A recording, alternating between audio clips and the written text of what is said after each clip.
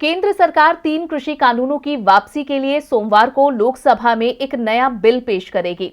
पिछले 1 साल से किसानों के आंदोलन की वजह से बने इन कानूनों को शीतकालीन सत्र के पहले दिन ही पेश करने की तैयारी कर ली गई है।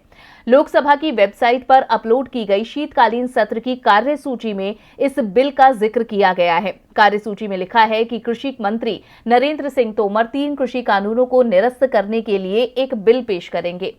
हालांकि कृषि कानून वापसी विधेयक 2021 के नाम से पेश हो रहे हैं। इस बिल को लेकर सांसदों को भेजे गए ऑब्जेक्शन एंड रीजंस नोट की भाषा पर अब विवाद खड़ा हो गया है। ऐसा क्या लिखा है इस नोट में, आइए जानते हैं। लगता है कृषि कानून और विवादों का गहरा नाता हो गया है।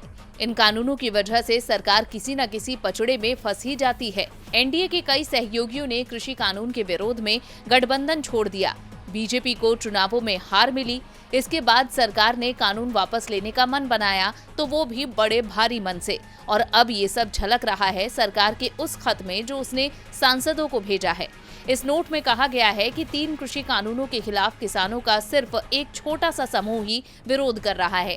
समावेशी विकास के लिए सभी को साथ लेकर चलना समय की मांग है। इस नोट पर कृषि मंत्री नरेंद्र सिंह तोमर के दस्तखत हैं। नोट में एक बार फिर से कृषि कानूनों से किसानों को होने वाले संभावित फायदे गिनाए गए थे। साथ ही कई बार की बातचीत के बावजूद सहमति नहीं बनने का सारा दोष किसान संगठनों के सिर भी थोपा गया। इस खत से कांग्रेस महासचिव और यूपी प्रभारी प्रियंका गांधी वाड्रा ने बीजेपी सरकार पर तीखा तंज कसा। प्रियंका गांधी ने कहा, रस्सी जल गई लेकिन ऐठन नहीं गई। विपक्षी दल इस भाषा को लेकर सदन में जोर आजमाइश कर सकते हैं।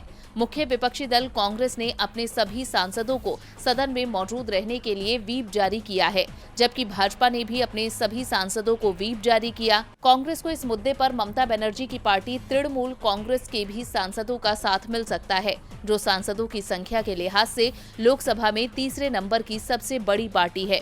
विपक्षी दल कानून वापस लेने में देरी और इस दौरान किसानों की मौत का मुद्दा भी सदन में उठाएंगे। कानून पारित कराते समय सरकार ने कहा था कि इस कानून को लाने का मकसद किसानों का कल्याण करना है, खास तौर पर इससे छोटे किसानों को लाभ होगा। लेकिन सरकार की तरफ से बार बार कानूनों के फायदे बताए जाने पर भी किसानों ने इन कानूनों को वापस लेने की मांग रखी थी और दिल्ली का घेराव किया था। ये घेराव अब तक चल रहा है। जनवरी में सुप्रीम कोर्ट ने इन कानूनों को लागू करने पर स्टे लगा दिया था, लेकिन सरकार बिलों को रद्द करने तक इसके फायदे ही गिना रही है। डीबी लाइव की रिपोर्ट।